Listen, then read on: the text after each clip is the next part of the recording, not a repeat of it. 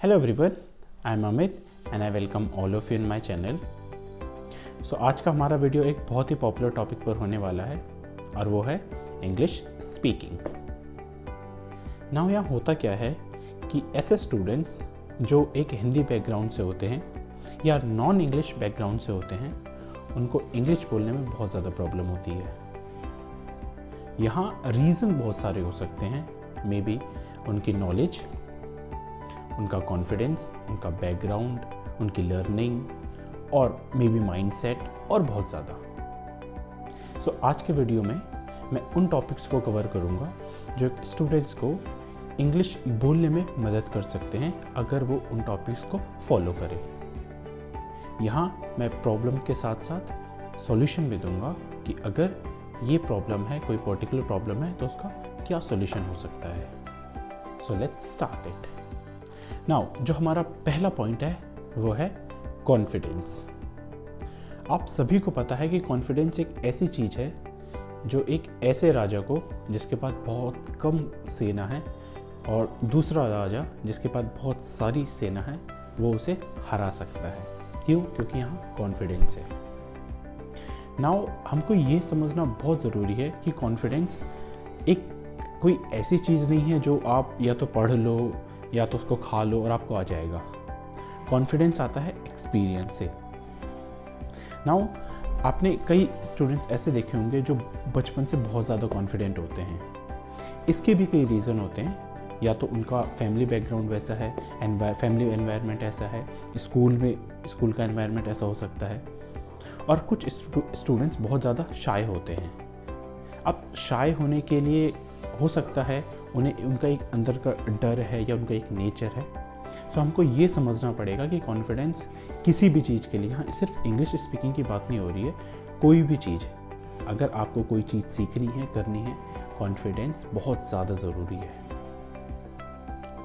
Now confidence को gain कैसे करना है? मैंने आपको बोला कॉन्फिडेंस आता है एक्सपीरियंस से। सो जब भी हम इंग्लिश स्पीकिंग की बात करते हैं, आपको इंग्लिश के साथ जुड़ना पड़ेगा। ऐसा नहीं होगा कि आप एक दिन में इंग्लिश बोलना स्टार्ट कर दोगे, आपको टाइम लगेगा। अगर आपने आज तक कभी इंग्लिश नहीं बोली या आपके घर में स्कूल में कोचिंग्स में कोई नहीं बोलता, तो आपको हो सकता है आपको 6 महीने लगे, 1 साल लगे, 2 साल लगे, 3 साल भी हो सकता है। वो डिपेंड करता है आप कितनी प्रैक्टिस कर रहे हो, कहाँ रह रहे हो, किन लोगों के साथ रह रहे हो। सो अगर आपको कॉन्फिडेंस चाहिए तो आप एक्सपीरियंस लो। आप डरिए मत कि कुछ लोग बोल पा रहे हैं और आप नहीं बोल पा रहे। ये एक दिन में नहीं होगा, लेकिन एक दिन ज़रूर होगा। सो कोशिश करते रहिए, आपको कॉन्फिडेंस ज़रूर हासिल होगा। हमारा नेक्स्ट पॉइंट है एनवायरनमेंट, यानी वातावरण। आपको पता है, आपने एक तोते की कहानी सुनी होगी। 2 तोते थे, राजा 2 तोते खरीदता है। एक तोता जो बहुत अच्छे भजन गाता है और दूसरा तोता जो कि गालियाँ या अब्यूसिव वर्ड यूज़ करता है। जब राजा उस रीज़न को जानने की कोशिश करता है कि ये दोनों तोते अलग क्यों हैं, तो उसे पता चलता है कि एक तोता एक ऐसे वातावरण में रहा है जो कि एक साधु का घर था, और दूसरा तोता एक ऐसे वातावरण में रहा है जो कि एक ऐसे आदमी का घर था जो या तो कुछ काम नहीं करता था या चोरी करना या कुछ गैर कानूनी काम करता था। सो सेम हमारे साथ होता है जब हम इंग्लिश सीखने की कोशिश करते हैं। सो हमारा एनवायरनमेंट बहुत ज़्यादा ज़रूरी है। आपने देखा होगा कुछ बच्चे जो सिर्फ 5-6 साल के होते हैं, वो इंग्लिश बोलना स्टार्ट कर देते हैं। क्यों? क्योंकि उनके घर में, जहाँ वो स्कूल जा रहे हैं, वहाँ इंग्लिश बोली जा रही है। सेम आपको भी करना है। आपको भी एक ऐसा एनवायरनमेंट ढूंढना पड़ेगा। देखिए, एनवायरनमेंट ढूंढना एक बहुत बड़ी प्रॉब्लम भी नहीं है और छोटी भी नहीं है। सो आपको देखना पड़ेगा कुछ ऐसे लोग जिनको पहले से इंग्लिश की नॉलेज है, जो आपकी मदद कर सकते हैं। यहाँ एनवायरनमेंट से मेरा मतलब ये नहीं है कि आप किसी को भी ढूंढ लो, आप उनसे बात करना स्टार्ट कर दो। आपको कुछ ऐसे लोगों को ढूंढना पड़ेगा जिन्हें खुद इंग्लिश की नॉलेज है। अब मैं ये क्यों बोल रहा हूँ? मान लीजिए आप एक सेंटेंस बोलते हैं और वो सेंटेंस गलत है, और आपके सामने वाला जो सुन रहा है वो इंग्लिश को नहीं जानता या उसको इंग्लिश नहीं आती, तो क्या आपको करेक्ट करेगा? नहीं। लेकिन वो पर्सन जिसको ऑलरेडी इंग्लिश आती है, अगर आप उसके साथ बोलते हो, एक एनवायरनमेंट क्रिएट करते हो, सो डेफिनेटली वो आपको करेक्ट करेगा और ये आपके लिए बेनिफिशियल है। नाउ हमारा जो थर्ड टॉपिक है वो है गाइडेंस। गाइडेंस लास्ट टॉपिक से सिमिलर है एनवायरनमेंट। मैंने आपको बताया कि आपको कुछ ऐसे लोगों की ज़रूरत पड़ेगी जिनको ऑलरेडी नॉलेज हो। नाउ गाइडेंस का मतलब यहाँ ये होता है कि एक ऐसा इंसान या कुछ लोग जो आपको एक सही रास्ता दिखा सके। यहाँ गाइडेंस से मेरा मतलब ये भी है कि अगर आप इंग्लिश या कोई और लैंग्वेज सीखना चाहते हो, सो उस पर्टिकुलर पर्सन को, आपके टीचर हो सकते हैं, आपके भाई हो सकते हैं, आपके फ्रेंड हो सकते हैं, उनको उस पर्टिकुलर टॉपिक की नॉलेज हो। आप किसी से भी कुछ भी मत सीखिए, क्योंकि जब हम कुछ भी सीखते हैं तो कुछ भी नहीं मिलता। अगर आपको एक पर्टिकुलर चीज़ सीखनी है तो आपको उस चीज़ पर फोकस करना पड़ेगा। यहाँ अगर आपको इंग्लिश सीखनी है तो इंग्लिश पर ही फोकस करना पड़ेगा। ऐसा नहीं हो सकता कि आप कुछ भी सीख रहे हो, आप चाइनीज़ सीख रहे हो और इंग्लिश बोलने लग जाओ। सो यहाँ और इस चीज़ के लिए गाइडेंस की बहुत ज़्यादा ज़रूरत पड़ती है। सो एक ऐसा इंसान, एक ऐसा मेंटर ढूंढिए जो आपको हेल्प कर सके। नेक्स्ट पॉइंट है वोकैबुलरी। अब आपको लगेगा कि वोकैबुलरी क्यों इंपॉर्टेंट है। आपने अगर आप प्रैक्टिस करते हो इंग्लिश की, तो आपने बहुत ज़्यादा रियलाइज़ किया होगा, जब आप बोल रहे हो आपके पास वर्ड नहीं होते बोलने के लिए कि क्या बोलूँ, या इस कोई टॉपिक है, मान लो कि ये आपको ये इंग्लिश में नहीं पता कि इसको इंग्लिश में बोलना क्या है, सो आपको ये प्रॉब्लम क्रिएट करेगा। नाउ यहाँ आपको वोकैबुलरी या वर्ड मीनिंग की ज़रूरत पड़ेगी। यहाँ वोकैबुलरी या वर्ड मीनिंग सीखने से मतलब ये नहीं है कि आप एक दिन में 100 करिए। देखिए, वो करोगे आपको एक दिन याद रहेगा, 2 दिन याद रहेगा और फिर आप भूल जाओगे। सो सबसे बेस्ट वे ये है कि आप एक नंबर डिसाइड कर लीजिए। बहुत बड़ा नंबर नहीं, एक नॉर्मल छोटा सा नंबर। आप एक वोकैबुलरी भी डिसाइड कर सकते हैं, वो आप पर डिपेंड करता है। आप 5 भी डिसाइड कर सकते हैं। और अगर आप बहुत ज़्यादा स्टार्टिंग से स्टार्ट कर रहे हैं, मतलब आपकी इंग्लिश बहुत ज़्यादा वीक है, मैं सजेस्ट करूँगा आप 2 या 3 ही सीखिए, 2 या 3 वोकैबुलरी ही सीखिए एक दिन में। और अगर आपको थोड़ा लेवल अच्छा है तो आप 10 तक भी जा सकते हैं, मतलब 10 वोकैबुलरी एक दिन में। यहाँ वोकैबुलरी सीखने से मतलब ये नहीं कि बस हाँ मैंने सीख लिया। फूड का मतलब खाना होता है, ईट का मतलब भी खाना होता है, उसको यूज़ करना भी सीखना है। यहाँ फूड और ईट दोनों का मतलब खाना है, बट फूड एक ऑब्जेक्ट हो गया, एक आइटम हो गई जो आपकी प्लेट में है, और खाना वो वर्ब है जो प्रोसेस है। सो उसको यूज़ करिए अपनी लाइफ में। जब आप यूज़ करोगे आपको वो वर्ड समझ में आएगा और तभी आप उस वर्ड को सही तरीके से यूज़ कर पाओगे। स्टूडेंट्स के दिमाग में एक बहुत बड़ा क्वेश्चन आता है कि सर, अगर मुझे इंग्लिश बोलनी है तो क्या ग्रामर की ज़रूरत पड़ेगी? अगर मैं एक करेक्ट आंसर बताऊं तो नहीं। अब आप बोलेंगे कि ये कैसे पॉसिबल है? आप हिंदी बोलते हो, आपको किसी ग्रामर की ज़रूरत है? आपको कितनी ग्रामर आती है हिंदी में? शायद कुछ भी नहीं, और शायद थोड़ी बहुत। मुझे तो नहीं आती, थोड़ी बहुत आती है। मुझे इंग्लिश ग्रामर ज़्यादा आती है हिंदी ग्रामर के मुकाबले। नाउ यहाँ अगर मैं ग्रामर की बात करूँ तो इनिशियल स्टेज पर अगर आपको कुछ भी नहीं आता, देखिए अगर आप सीखेंगे इंग्लिश ग्रामर तो बहुत अच्छा है। वो चेरी ऑन द केक होता है, जिसे आप हिंदी में सोने पर सुहागा भी कहते हैं।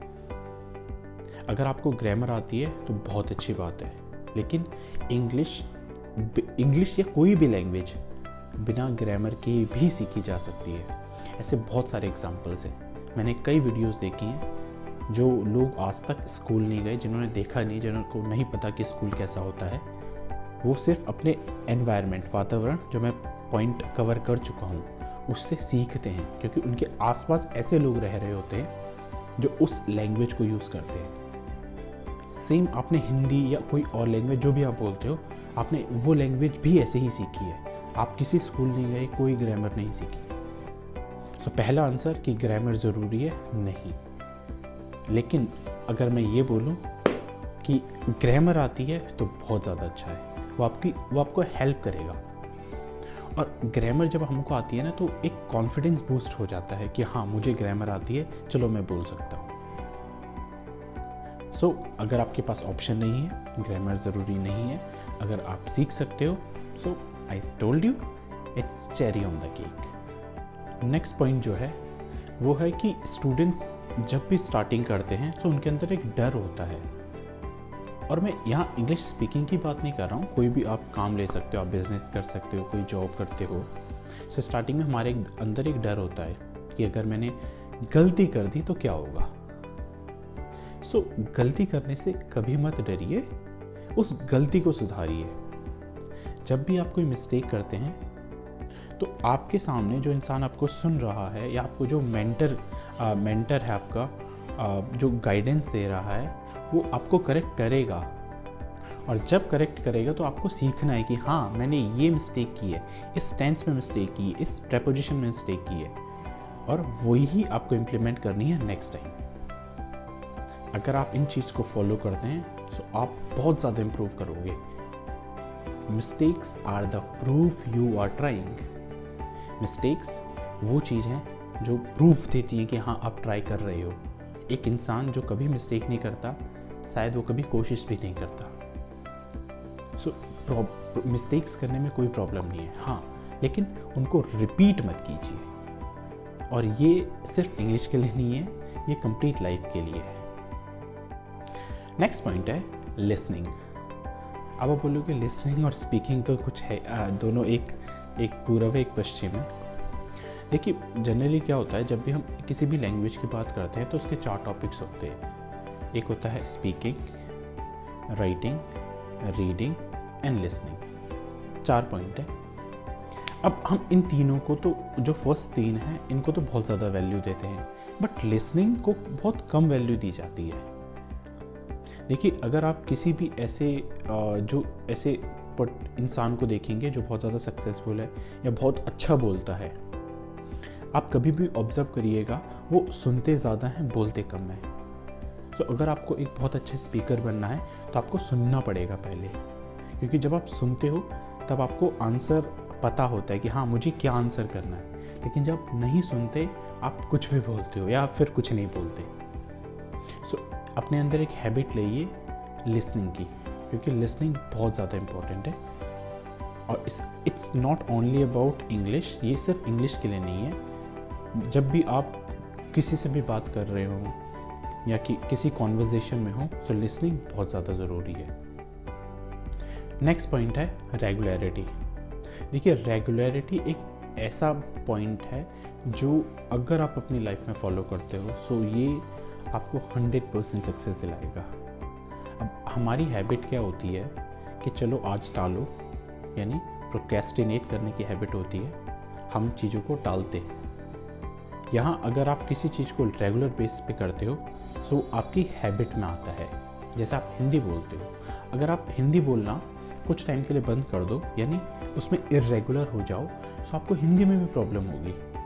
आपने देखा होगा कई लोग जो इंडिया से अमेरिका, इंग्लैंड, ऑस्ट्रेलिया या दूसरी कंट्रीज़ में चले जाते हैं, जो हिंदी कम बोलते हैं, उनको हिंदी बोलने में प्रॉब्लम होती है बाद में। क्यों? क्योंकि वो उस चीज़ में रेगुलर नहीं है, वो कनेक्शन टूट जाता है। सेम जब भी आप इंग्लिश बोलना चाहते हैं, सो आप उसमें रेगुलर रहिए। अगर आप रेगुलर है, सो आपका जो कनेक्शन है वो हमेशा बना रहेगा। और जब कनेक्शन बना रहेगा तो आप सीखोगे, और सीखोगे तो आप बोलोगे। नेक्स्ट पॉइंट है टॉक टू योर सेल्फ। अपने आप से बात करिए। आपके पास जब भी खाली टाइम है, आप बैठें, कोई भी पॉइंट ले लीजिए। मान लो कि आप इंडिया के प्रेसिडेंट हो और उस पर बोलना स्टार्ट करिए। सो यहाँ क्या होगा, यहाँ आपके लिए बहुत ज़्यादा अच्छा और प्लस पॉइंट है कि आपके पास एक कॉन्फिडेंस है, यहाँ मुझ पर कोई हंसने नहीं वाला, मुझे कोई जज नहीं करने वाला, जब आप अपने आप से बात करते हो। और कोशिश करिए कि इंग्लिश में बोलना है पूरा, हिंदी नहीं यूज़ करनी है, या कोई भी जो लैंग्वेज है आपको वो नहीं बोलनी है।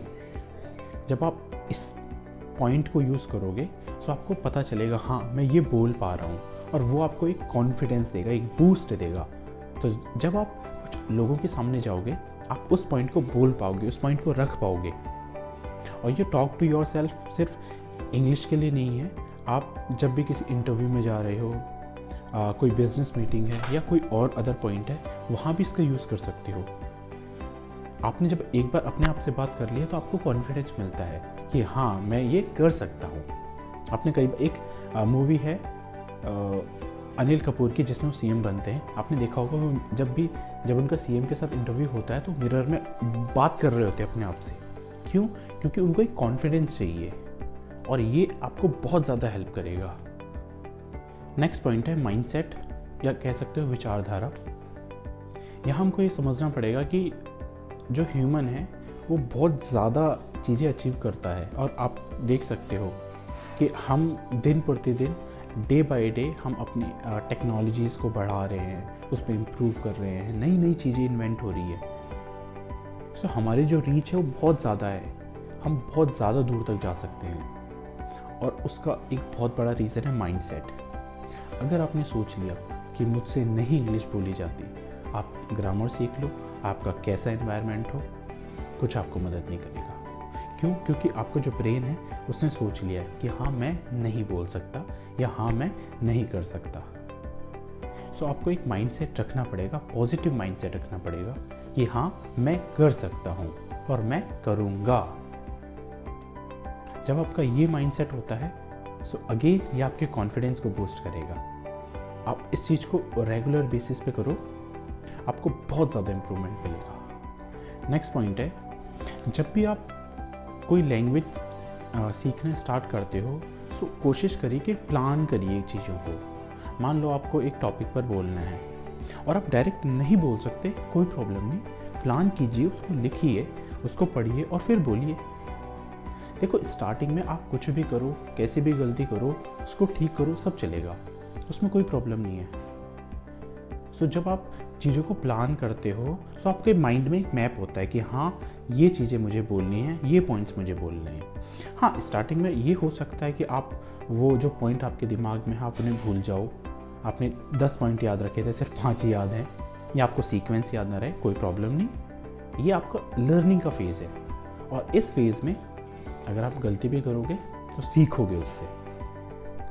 नेक्स्ट पॉइंट है सेल्फ असेसमेंट। यहाँ सेल्फ असेसमेंट का मतलब क्या है? अपने आप को चेक करना।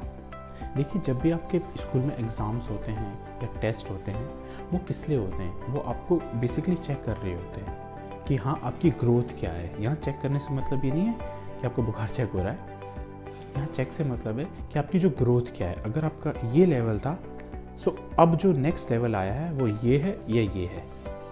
सो यहाँ इंग्लिश स्पीकिंग में भी आपको अपनी ग्रोथ चेक करनी है। और उस ग्रोथ को कैसे चेक कर सकते हो? कोई भी पॉइंट लीजिए, कोई भी टॉपिक लीजिए, उस पर बोलिए, रिकॉर्ड करिए और जो भी आपका मेंटर है, जो भी आपका गाइड है, उसको सेंड कीजिए और वो इंसान आपको कंपेयर करके बता देगा कि हाँ आपका पहला लेवल ये था, ये आपका पहला लेवल था, अब आप यहाँ पर हो। सो इससे आपको पता चलेगा हाँ मेरी ग्रोथ हो रही है, मैं सही डायरेक्शन में जा रहा हूँ। और अगर आपकी ग्रोथ नीचे हुई है तो आपको कोई ना कोई स्ट्रैटेजी यूज़ करनी पड़ेगी, डिफरेंट स्ट्रैटेजी यूज़ करनी पड़ेगी या कोई नया आइडिया यूज़ करना पड़ेगा। नेक्स्ट टॉपिक है वॉचिंग मूवीज़। सो जब भी आप कोई हॉलीवुड मूवी देखते हो, मैं सजेस्ट करूँगा कि आप कोशिश करो उस मूवी को 2 बार देखो, एक बार कंप्लीट हिंदी में, एक बार कंप्लीट इंग्लिश में। पहले आप उस चीज़ को हिंदी में देख लीजिए। अब आप जब हिंदी में देख ले तो आपको स्टोरी आपके दिमाग में हाँ ये होने वाला है इस मूवी में। नाउ जब आप इंग्लिश में उस मूवी को दोबारा देखोगे सो आपके ना जब भी वो बोल रहे होंगे आप उन वर्ड्स से रिलेट कर पाओगे। जनरली क्या होता है कि जब आप डायरेक्टली इंग्लिश में देखना स्टार्ट करते हो तो चीज़ें हैं ना समझ नहीं आती, आधी मूवी तो ऐसे चली जाती है। सो जब आपको ऑलरेडी कोई चीज़ पता है, आपके दिमाग में एक मैप है, हाँ ये चीज़ें होनी है इस मूवी में, सो आप रिलेट कर पाओगे उससे और इस तरह से आपको ये इम्प्रूव करेगा। कई बार ऐसा होता है कि जो मूवीज़ होती हैं उसमें कुछ ऐसे फ्रेजेस, वोकैब, वर्ड्स यूज़ करे जाते हैं और वो आपको बहुत ज़्यादा हेल्प करेंगे। नेक्स्ट पॉइंट है have a habit of book reading, मतलब एक बुक रीडिंग की हैबिट बनाइए। आपको याद होगा मैंने जो अपना टॉपिक लिया, एक पॉइंट लिया था वोकैबुलरी यानी word meaning. So book reading आपको इसमें बहुत ज़्यादा हेल्प करेगा। जब भी आप कोई बुक रीड करना स्टार्ट करते हो, इंग्लिश बुक, ओके, और यहाँ ज़रूरी नहीं है कि आप एक बहुत ऐसी बुक ले लो कि बहुत ज़्यादा डिफ़िकल्ट है, नहीं, एक स्टोरी की बुक ले लीजिए। स्टार्टिंग में बहुत बहुत सिंपल सी स्टोरीज़ होती हैं। और अगर आपके पास बुक नहीं है, आप ऑनलाइन चेक कर सकते हैं, PDF डाउनलोड कर सकते हैं, या ऑनलाइन वेबसाइट में बहुत सारी स्टोरीज़ हैं, आप उनको पढ़िए और बहुत ज़्यादा ईजी वाली पढ़िए स्टार्टिंग में। जब ईजी से स्टार्ट करोगे ना तो आपके पास अगेन कॉन्फिडेंस आएगा। चलो हाँ, थोड़ा अगर आपने बेसिक लेवल स्टार्ट किया है तो आप फिर थोड़ा इंटरमीडिएट लेवल पे जाएंगे, इंटरमीडिएट से फिर एडवांस पे जाएंगे। सो धीरे धीरे आप में इम्प्रूवमेंट होगी। सो रीडिंग ऐसा नहीं है कि सिर्फ आपको इंग्लिश में इम्प्रूव करेगा।